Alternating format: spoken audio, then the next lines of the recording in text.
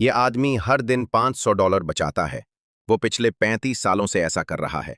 लेकिन अजीब बात यह है कि वो कंघी की तरह एक पुराने टूथब्रश का इस्तेमाल करता है।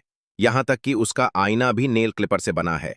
और इससे भी अजीब बात यह है कि वो हर दिन हवा में पानी की बोतल लटकाता है।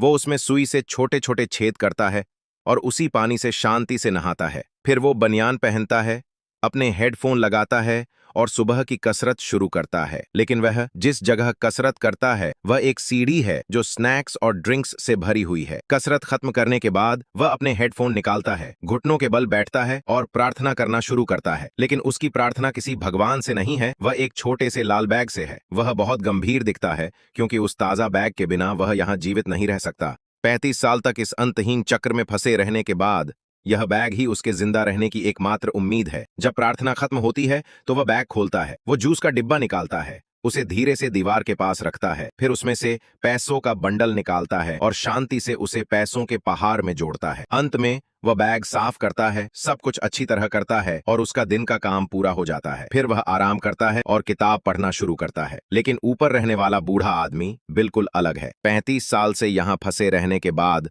उसने सारी उम्मीद खो दी है। वह अब केवल खाता है और सोता है। वह अब जीना भी नहीं चाहता।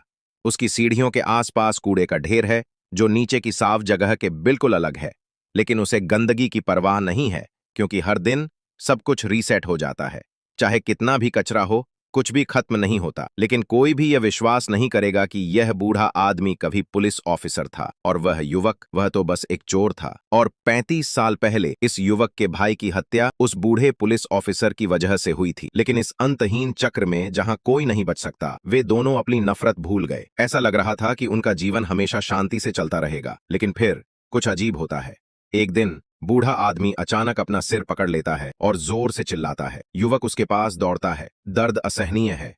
इससे पहले कि वह कुछ कर पाता, बूढ़ा आदमी मर जाता है। अब युवक खो गया है। वह नहीं जानता कि इस जगह पर अकेले अपना बाकी जीवन कैसे जिए।